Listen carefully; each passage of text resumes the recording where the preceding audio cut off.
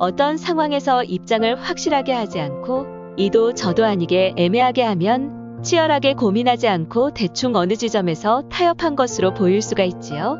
이런 측면에서 많은 사람들이 중용을 어정쩡하다고 비판하기도 합니다. 정파, 당파, 인연 등에 얽매여서 다른 사람의 주장이 타당하더라도 받아들이지 않고 어느 한쪽으로 휩쓸려서 오로지 당파의 이익만 고려하는 무리가 있을 때 이것은 최면이거나 세뇌라고 봐야지 정상적인 사고로 볼 수 없습니다. 반면 다른 사람의 생각을 내치지 않고 함께 어울리지만 어느 한쪽으로 휩쓸리지 않고 합리적인 부분은 수용하고 타협할 수 있는 열린 마음을 가지게 되면 그때마다 나의 부족을 찾아내서 최선의 결론에 이를 수 있겠지요. 이처럼 중립은 어느 한쪽으로 기울지 않은 채 선택지를 객관적으로 검토하는 자세이며 적당히 타협하는 것이 아니라 최선의 결론을 찾느라 칼날 위에 올라서는 치열한 결정입니다. 대세가 합리적이지 않을 경우 그쪽으로 기울어지지 않으려고 노력하는 것이 얼마나 버거운 일이겠습니까?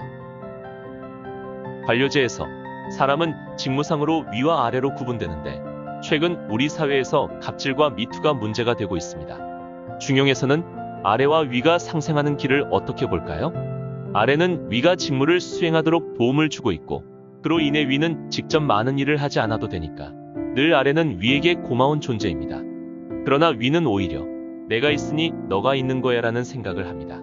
중용에서는 이 역전을 인정하지 않으며 아래를 업신여기지도 깔보지도 말라고 가르칩니다.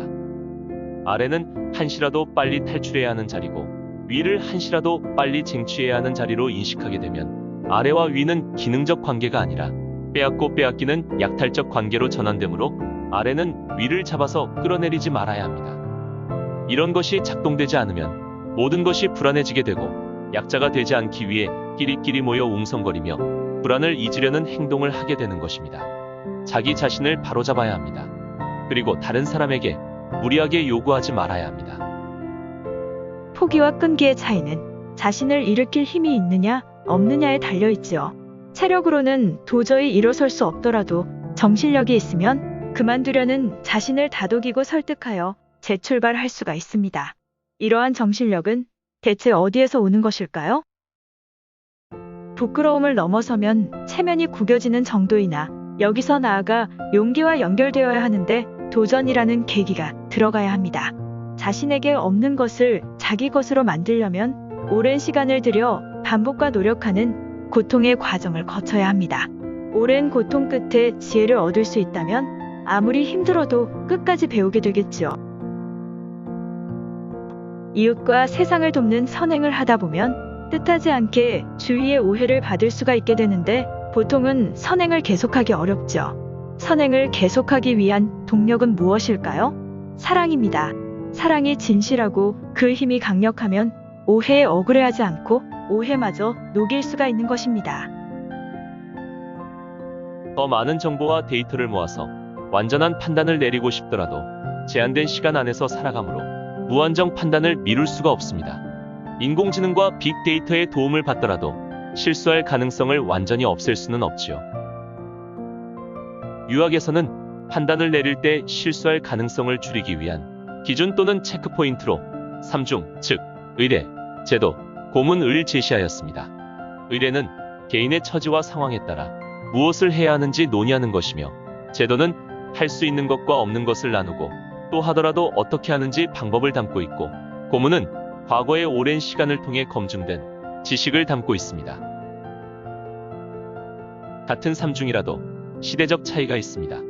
고대의 좋은 이야기, 모범적인 사례이더라도 증거가 부족하게 되면 찬사의 이야기로만 사람들을 믿게 할 수가 없게 되지요. 그리고 현재 기준으로 좋은 내용과 신뢰할 만한 방안을 담고 있으나 권위가 없게 되면 이것 역시 사람들이 잘 믿지 않게 됩니다.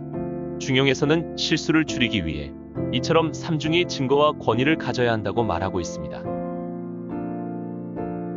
중용이 쓰인 전국시대는 나라 간의 개인 간의 대립하고 심지어 전쟁을 벌이는 극단의 시대였습니다. 공유보다는 독점으로 독점은 다시 경쟁을 낳는 등 이러한 관계는 빼앗고 빼앗기는 악순환을 피할 수 없었습니다. 자연이 경쟁과 대립이 다른 어떤 것보다도 두드러져서 사람들의 눈에는 다른 것은 보이지 않고 그것만 보이게 되는 것이죠. 중용에서는 자연과 사회는 경쟁하거나 대립하지 않고 공존하고 조화해야 한다고 제안합니다. 보고 싶은 대로 착각하며 살 것이 아니라 있는 대로 보면 공존과 균형의 가치에 관심을 더 기울일 수 있을 것입니다. 만물이 서로 관계를 맺는 방식을 보면 서로 나란히 자라더라도 서로 해치지 않습니다. 어느 나무의 꽃이 다른 나무에 꽃이 피지 못하도록 다투지도 않습니다.